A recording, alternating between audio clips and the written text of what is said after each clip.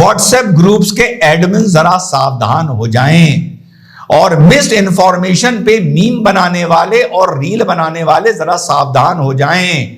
भैया face to face तो हमेशा से सावधान है, तुम अगर वहां पर हो और कोई मॉब लिंचिंग होती है और तो तुम उसके जिम्मेदार हो, तुम्हें भी उसी श्रेणी में रखा जाएगा जिस श्रेणी में अपराध करने वाले को रखा गया है। और दुनिया में कोई ऐसा लॉ नहीं बना जिसका दुरुपयोग ना हो, सब लॉ का दुरुपयोग हुआ है। इससे पहले कानून के जितने भी दुरुपयोग हुए कोई नाम धरने वाला नहीं था, लेकिन अब जरा सा भी कहीं दुरुपयोग होगा तो नाम धरने के लिए जाहिलों का सर्वश्रेष्ठ पत्रकार और बहुत से लिबराडू अपना सीना पीटने के लिए डिबेट्स में आ जाएंगे। नमस्कार, मैं रवीश कुमार। क्या आपको जेल भेजने और जेल भेजकर 90 दिनों तक पुलिस हिरासत में रखने का इंतजाम किया जा रहा है? क्या ऐसा है कि लंबे समय तक बिना जमानत के जेल में रखने के लिए भ्रष्टाचार के मामलों को भी आतंकवाद की श्रेणी में लाया गया है? महामूर्ख आदमी है ये, महामूर्ख। बड़ी जिम्मेदारी से कह सकता हूं कि महामूर्ख आदमी है ये, जो ये लिखा है ना कि बिना बेल 90 दिन की जेल का इंतजाम किया जा रहा है, और ये जो बोल रहा है ये महामूर्ख आदमी है। इसके लिए भी कानून बना है, मिस इन्फॉर्मेशन के लिए, मिसलीडिंग कोई भी चीज बताने के लिए इसका भी प्रावधान किया गया है। ऐसे लोगों पर अगर सरकार चाहे, और सरकार को चाहिए कि अंकुश लगाए, इनकी नाकों में नकेल डाले नहीं डाल रही, शायद उसका एक वजह हो सकती है कि सरकार को भी लोगों को दिखाना है, इस समाज को दिखाना है, इंटरनेशनल मीडिया को दिखाना है कि हमारी बिना सर पैर की आलोचना करने वाले लोगों को भी एक मंच मिलता है, जिस मंच से वो सुबह शाम आलोचना करते हैं, लेकिन हम उनके नाक में या जुबान में नकेल डाल के खींचते नहीं हैं। महामूर्ख आदमी है ये, जिसको कोई कानून का ज्ञान नहीं है, इस मूर्ख को। और ये वीडियो डाल के वक्त से पहले, ये 5 दिन पहले का वीडियो है, फाइनल अमेंडमेंट विधेयक पार्लियामेंट में, लोकसभा में तब आया नहीं था, और ये मिसलीडिंग इंफॉर्मेशन जनता को दे रहा है। यही है आज का टॉपिक, जो 3 नए कानून आए हैं।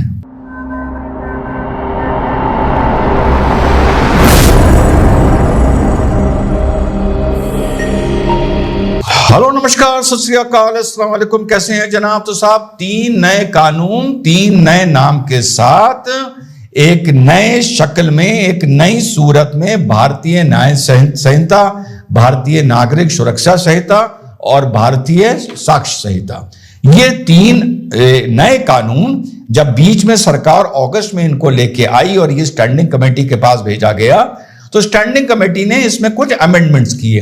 तो सरकार ने अपने जो बिल लाई थी उसमें अमेंडमेंट नहीं किया, एक नया बिल ले आई और वो लोकसभा से वॉइस वोट से पास हो गया है, राज्यसभा से पास होना बाकी है। इस मूर्ख को जो मैं बता रहा था, कुछ नहीं, चलो यार इसकी बात ज्यादा क्या करना, वो बात मैं कर लूंगा। पहले आप लोगों को बता दूं कानून, बिकॉज ये मेरा सब्जेक्ट है।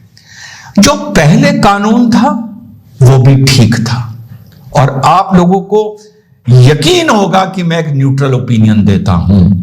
जो पहले कानून था वो भी ठीक था, जो ये कानून आया है ये भी ठीक है।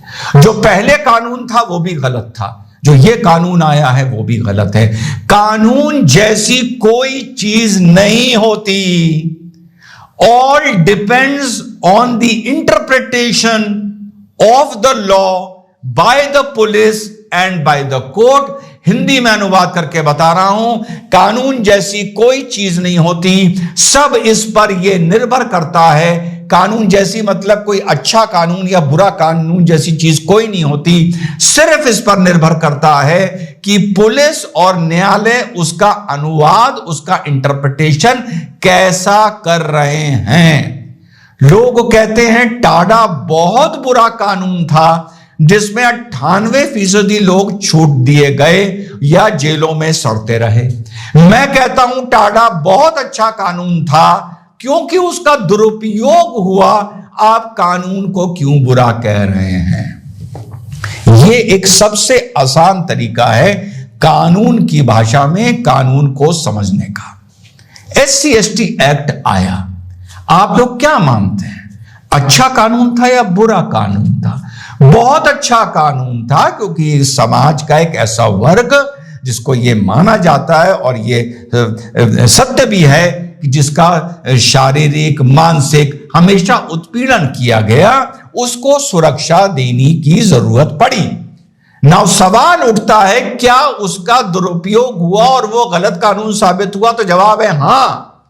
कानून ये बना था कि अगर आप किसी वंचित को इस नाम पर इस वजह से पीड़ित करते हैं, अपशब्द बोलते हैं, सताते हैं, इंसाफ नहीं देते हैं, क्योंकि वो उस वंचित वर्ग का है, तब आप पर SC/ST एक्ट लगेगा। यह था मूल भाव, ऑब्जेक्ट एंड रीजंस, जो हमेशा एक एक्ट के पहले लिखे जाते हैं। सड़क पर आप जा रहे हैं, आपका एक्सीडेंट हो गया, आपकी एक आदमी से मारपीट हो गई, वो आदमी दलित निकल आया, क्योंकि वो दलित निकल आया, मुकदमा बाय डिफॉल्ट अपने आप ही SC/ST एक्ट की धाराओं के साथ जोड़ दिया गया। SC/ST एक्ट की बेल लोअर कोर्ट से होती नहीं, उसका स्पेशल कोर्ट होता है। आप 7 दिन के लिए जेल चले गए। बताओ कानून सही है या नहीं है? डाउरी एक्ट इसलिए आया कि लड़कियों के घर से शादी के वक्त दहेज मांगे जा रहे थे और दहेज को लेके उनका उत्पीड़न किया जा रहा था। प्रथम दृष्टिया क्या इससे अच्छा कोई कानून हो सकता है कि इस चीज को रोका जाए? जवाब है नहीं हो सकता है। हुआ क्या कि शुरू में जब महिला ने FIR लिखाई तो 14 ठो परिवार के लोगों के नाम लिखा दिए, 14 के 14 जेल चले गए। बहुत दिन तक यह सिलसिला चला। न्यायालय ने कहा यह हो क्या रहा है? न्यायालय ने कहा यह तो मैट्रिमोनियल एक्सटॉर्शन शुरू हो गया है। महिला का रिश्ता अगर किसी से बिगड़ रहा है अपने शौहर से, तो वो सबको लपेट रही है और एक ही सी कहानी सामने आ रही है, मोटरसाइकिल मांगी, कार मांगी। सवाल उठता है सारी महिलाओं ने झूठी FIR कराई?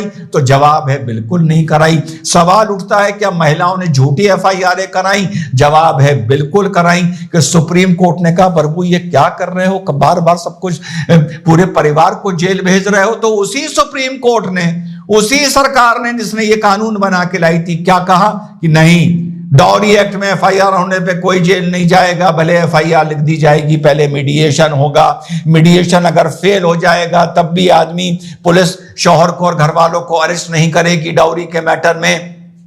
उसके बाद चार्जशीट जाएगी, चार्जशीट कोर्ट जाएगी, फिर कोर्ट मीडिएशन ऑर्डर करेगा, कोर्ट कहेगा ना मैं मुकदमा नहीं चलाऊंगा, पहले तुम मीडिएशन करो। जब वो मीडिएशन होगा तो फिर उसके बाद आपका मुकदमा चलेगा और तब भी अधिकतर परिवार के लोगों को बेल दे दी जाएगी। अब बताओ डाउरी एक्ट कानून सही था या डाउरी एक्ट कानून गलत था?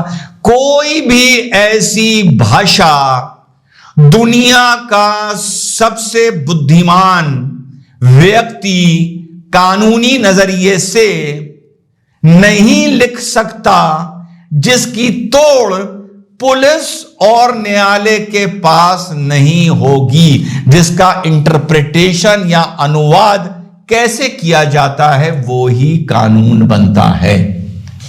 क्लियर हो गया यहां तक आप लोगों की बात? पहले भी ठीक था, ये भी ठीक है, पहले भी गलत था, ये भी गलत है, लेकिन कुछ सुधार हैं इसमें। अब मैं बात करता हूं जो आप लोगों को मिसलीड कर रहा है एक मंच जाहिलों का सर्वश्रेष्ठ पत्रकार। पहले यह प्रावधान था कि अगर कोई संगीन अपराध होता है जिसमें पुलिस को विवेचना की, तलाशी की, बरामदगी की जरूरत है, या कोई ऐसी जानकारी लेनी है अपराधी से जो जहां तक पुलिस को पता तो है ऐसा कुछ गड़बड़ है लेकिन वहां तक पहुंच नहीं पा रही है, बुल्स आए मार नहीं पा रही है, तो अरेस्टिंग के 15 दिन के अंदर आप उस अपराधी की रिमांड पुलिस ले सकती थी। 15 दिन के अंदर for a total period of 15 days police custody. Judicial custody मतलब जेल भेज दिया गया, और पुलिस कस्टडी मींस पुलिस थाने में रखकर आपकी पूछताछ करी गई। यानी पकड़े जाने के 15 दिन के अंदर आप एक आदमी की रिमांड ले सकते हैं। यह कि अगर कोर्ट ने उसको जुडिशियल कस्टडी भेज दिया तो पुलिस एक एप्लीकेशन लगा सकती है। न्यायालय को बताना होता है कि आप उससे क्यों बातचीत करना चाहते हैं, क्यों अपनी कस्टडी में रखना चाहते हैं। आने से पहले उसका मेडिकल चेकअप होता है, वहां वापस जाने के बाद उसका मेडिकल चेकअप होता है। और पुलिस ने मान लीजिए 5 दिन के लिए उसको रखा और फिर जुडिशियल कस्टडी भेज दिया। फिर पुलिस को कोई साक्ष्य मिले तो पुलिस ने कहा मैं 5 दिन के लिए और रखना चाहता हूं। इस तरह 15 दिन के भीतर, अरेस्टिंग होने के 15 दिन के भीतर अप टू 15 डेज, टोटल 15 दिन तक की पुलिस रिमांड ली जा सकती है। इस पीरियड को गवर्नमेंट ने बढ़ा के 60 एंड 90 डेज कर दिया है। लेकिन रिमांड लिया जाना और बेल होना आपस में इसका कोई कनेक्शन नहीं है। आप जब रिमांड लेते हैं तो कोर्ट को जस्टिफाई करते हैं, पुलिस जस्टिफाई करती है कि मैं रिमांड क्यों ले रहा हूं, मैं क्यों चाहता हूं अपराधी मेरे पास सुबह शाम 24 घंटा रहे। और जो डिफेंस का पक्ष होता है वो न्यायालय को सेटिस्फाई करता है कि नहीं साहब, इन्होंने 5 दिन तक पूछताछ कर ली है, इनको कुछ और नहीं मिला है, ये 5 दिन की रिमांड मांग रहे हैं, आप इनको सिर्फ 2 दिन की रिमांड दीजिए। और ये एक बाकायदा आर्गुमेंट होता है। लेकिन अगर आपकी बेल हो गई तो आपकी उसके बाद रिमांड नहीं हो सकती है। बेल एक अलग प्रोसीजर है, रिमांड एक अलग प्रोसीजर है। एक बंदे को बेल पर ना छोड़ा जाए, यह आर्गुमेंट प्रोसिक्यूशन केसेस में हमेशा करता है और कोर्ट को जस्टिफाई करता है। डिफेंस यानी जो अपराधी पक्ष का वकील होता है वो आर्गुमेंट करता है कि इसको छोड़ दिया जाए। आपकी पुलिस कस्टडी हो या ना हो, न्यायालय आपको बेल दे सकता है। आपकी पुलिस कस्टडी हो या ना हो, न्यायालय आपको बेल देने से इनकार कर सकता है कि आपकी पुलिस कस्टडी नहीं होगी, आप जाइए जेल में रहिए। अगर आप बाहर निकल के आएंगे तो आप समाज को डिस्टर्ब करेंगे या साक्ष्यों को डिस्टर्ब करेंगे या गवाहों पे दबाव डालेंगे। तो ये दोनों बिल्कुल अलग चीज हैं जो ये जाहिलों का पत्रकार मिस इन्फॉर्मेशन आप लोगों को दे रहा है। उसके बाद जब हम आगे बढ़ते हैं, सबसे अच्छा कानून जो गवर्नमेंट लेके आ रही है वो मिस इन्फॉर्मेशन का लेके आ रही है। व्हाट्सएप ग्रुप्स के एडमिन जरा सावधान हो जाएं और मिस इन्फॉर्मेशन पे मीम बनाने वाले और रील बनाने वाले जरा सावधान हो जाएं। भैया फेस टू फेस तो हमेशा से सावधान है, भले कोई ऐसा कानून आए या ना आए तो वो सावधान हो जाए, बहुत अच्छी चीज है। लेकिन वही सवाल उठता है, क्या इसका दुरुपयोग हो सकता है? तो जवाब है बिल्कुल दुरुपयोग हो सकता है।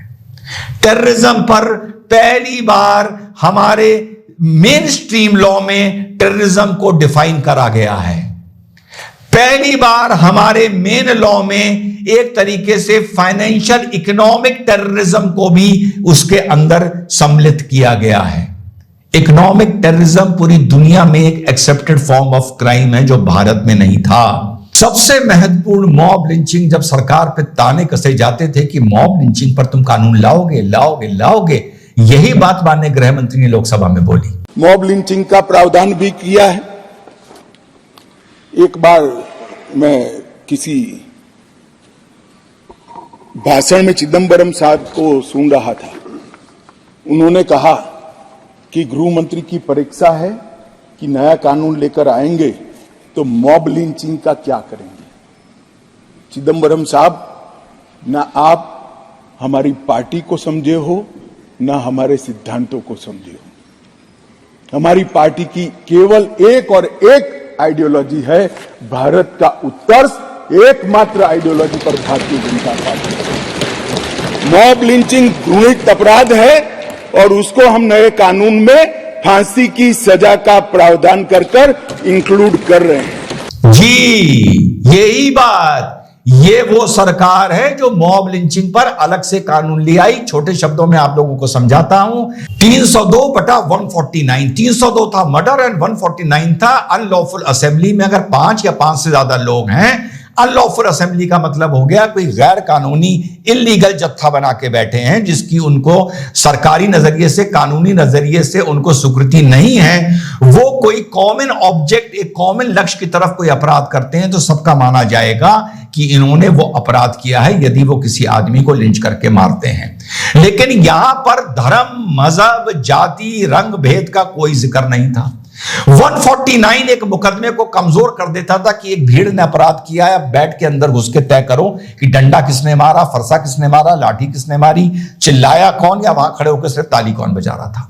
सरकार ने इसको 149 के बजाय शायद 187 ले आई है और अपराधों के लिए जहां पर धर्म मजहब का जिक्र नहीं है। लेकिन सरकार ने 101 में मर्डर और 101/2 में धर्म, मजहब, मानता, आस्था का खंडित होने के नाम पर अगर आप कोई अपराध करते हैं तो 101/2 में आपको पढ़ा जाएगा।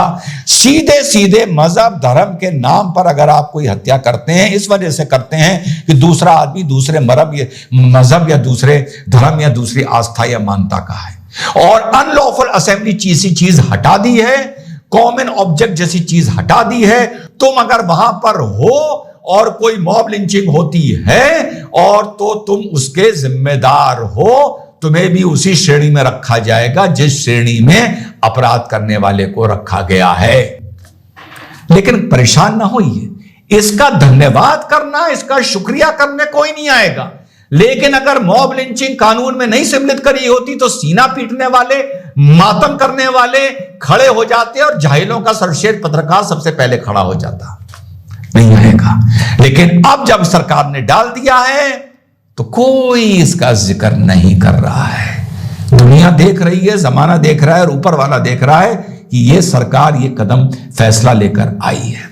इसके बाद सेडिशन का वर्ड हटा दिया गया है।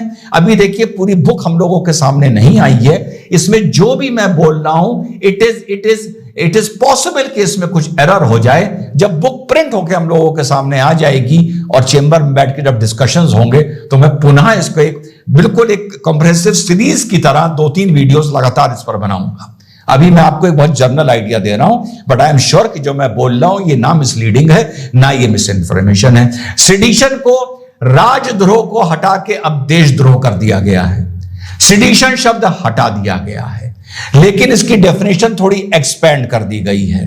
लेकिन किंतु परंतु सजा बढ़ा दी गई है, 3 साल से 7 साल कर दी गई है। लेकिन सेडिशन लॉ का क्या दुरुपयोग हुआ? सेडिशन लॉ अच्छा था, बहुत अच्छा था, सारी सरकारों ने किया। क्या इस लॉ का सेडिशन हटने के बाद दुरुपयोग हो सकता है? हां, हो सकता है। भाजपा की सरकार कर सकती है, बिल्कुल कर सकती है। भाजपा के जाने के बाद अगर कोई और सरकार आती है तो वो भी कर सकती है। So my overall argument is कि law is what the police and the court interprets, और दुनिया में कोई ऐसा लॉ नहीं बना जिसका दुरुपयोग ना हो। सब लॉ का दुरुपयोग हुआ है, और कोई ऐसा लॉ नहीं बनाने वाला पैदा नहीं हुआ कि वो एक लॉ की ऐसी भाषा लिख दे जिसका कोई दुरुपयोग ना कर पाए। तो बात सिर्फ इंप्लीमेंटेशन की नियत की है।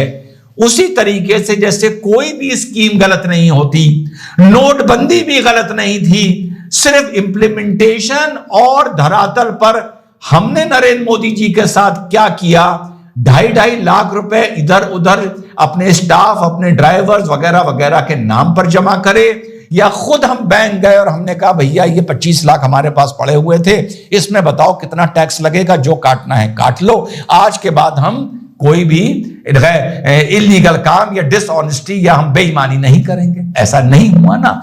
हर स्कीम, हर कानून अव्वल होता है सिर्फ उसका इंटरप्रिटेशन और धरातल पर जिस तरह से वो इंप्लीमेंट किया जाता है वही इसको सही और गलत बताती है।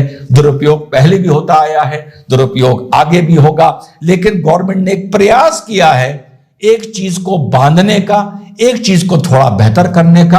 अब ये आगे वक्त बताएगा कि ये कितना कामयाब होता है। इससे पहले कानून के जितने भी दुरुपयोग हुए कोई नाम धरने वाला नहीं था, लेकिन अब जरा सा भी कहीं दुरुपयोग होगा तो नाम धरने के लिए जाहिलों का सर्वश्रेष्ठ पत्रकार और बहुत से लिबराडू अपना सीना पीटने के लिए डिबेट्स में आ जाएंगे। जय हिंद, वंदे मातरम, खुदा हाफिज। Please like, share and subscribe. Thank you.